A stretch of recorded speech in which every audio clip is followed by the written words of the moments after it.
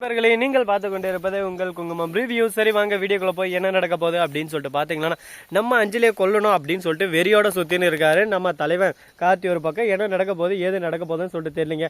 ஏன்னு சொல்லிட்டு பார்த்தீங்கன்னா, அஞ்சலி எப்படியாவது போட்டு தரணும், அஞ்சலி என் வாழ்க்கையில இருந்து ஒரே அடியாக போயிட்டான். ஆனால் அவன் என் வாழ்க்கையை விட்டு மட்டும் போகக்கூடாது, இந்த உலகத்தை விட்டே போகணும். ஏன்னா அவன் எனக்கு துரோகம் பண்ணிட்டா அப்படின்னு சொல்லிட்டு சொன்னதவே சொல்லின்னு இருக்காரு நம்ம கார்த்தி. அந்த அளவுக்கு மன உளைச்சலுக்கு ஆளாயிட்டு இருக்காரு. என்னடா இது நம்ம வாழ்க்கை இப்படி ஆகி போச்சு, இனிமேல் யாரையும் நம்ம சும்மா விட்டே கூடாது அப்படின்னு சொல்லிட்டு செம்ம டென்ஷனில் இருக்காங்க. என்ன பண்ண போறாரு ஏது பண்ண போறாருன்னு சொல்லிட்டு பொறுத்து வந்து பார்த்தாங்க தெரிய போகுது. சரி இப்படியெல்லாம் ஒரு பக்கம் நடந்திருந்தாலும் அதே சமயத்தில் மறுபக்கம் என்ன நடக்குதுன்னு சொல்லிட்டு பார்த்தீங்களா, சரி போனது போச்சு ஆனது ஆச்சு வந்தது வந்துச்சு அப்படின்னு சொல்லிட்டு கான்செப்ட் இருந்தாங்க. கரெக்டாக நம்ம இலக்கியா இருக்காங்களா, அவங்க இருந்து தெளிவாக கார்த்திக்கு எடுத்து சொல்கிறாங்க. கார்த்திக்கால போதை தெரிஞ்சது, கார்த்தி உன் லைஃபு உன் கையில் இருக்குது, ஆனால் உன்னை சுற்றி இருக்கிறவங்க லைஃப்பும் உன் கையில் தான் இருக்குது. அதையும் ஞாபகம் வச்சுக்கோ. உன் லைஃப்பை நீ என்ன வேணாலும் என்ஜாய் பண்ணிடலாம், ஆனால் உன்னை சுற்றி இருக்கிறவங்களுக்கு யாருக்கும் பாதிப்பு ஏற்படுத்தக்கூடாது. உன் மேலே உயிராக இருக்கிற அம்மா, உன் மேலே உயிராக இருக்கிற அண்ணன், உன் மேலே உயிராக இருக்கிற அண்ணி, நாங்கள் எல்லாருமே இங்கே இருக்கோம். ஆனால் நீ உனக்கு ஒரு மயிரக்கடா மதிக்காமல் உன்னை ஏமாற்றிட்டு போன ஒரு பொண்ணை தேடின்னு இருக்க. இது உனக்கே அசிங்கமா இல்லையா, அவமானமா இல்லையான்னு சொல்லிட்டு கேட்குறாங்க. இதை கேட்டது என்ன பேசுறது ஏது பேசுன்னு சொல்லிட்டு தெரியாமல் திருத்துன்னு முழிக்கிற கார்த்தி ஒரு பக்கம், நான் பண்ணது எல்லாமே தப்பு தான், நீ இதுக்கு மேலே அந்த மாதிரி தப்பு பண்ண மாட்டேன் அப்படின்னு சொல்லிட்டு சொல்கிறாங்க.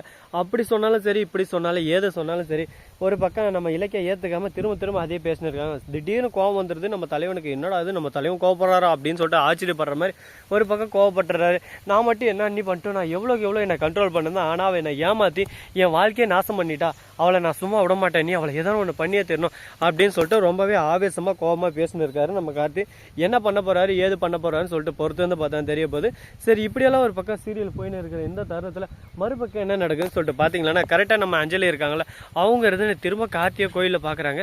கார்த்தியை பார்த்ததும் வந்து பேசலாம்னு சொல்லிட்டு ரொம்பவே ஆர்வமாக பாசமாக ஒரு பக்கம் வராங்க. வந்து பேசலாம்னு சொல்லிட்டு ஒரு எக்ஸைட்மெண்ட்டோட இந்த இடத்துக்கு வராங்க. ஆனால் வந்து பேசுவாங்களா பேச மாட்டாங்களான்னு சொல்லிட்டு பொறுத்து வந்து பார்த்தா தெரிய போகுது. ஆனால் பேசினா என்னென்ன நடக்கும் அப்படின்னு சொல்லிட்டு பார்த்தீங்கன்னா, மிகப்பெரிய சண்டை, மிகப்பெரிய பூகம்பம், இந்த மாதிரி நிறைய விஷயங்கள் நடக்கும். அப்படியே சும்மா கார்த்தியை போயிட்டு அஞ்சலி கோயிலுன்னு கூட பார்க்க மாட்டாருங்க. அப்படியே சும்மா அடின்னு அடிச்சு அவன் மூஞ்சி கிஞ்செல்லாம் உடச்சி விட்ருவாரு. அந்த அளவுக்கு வெறியில் இருக்காரு அவர்.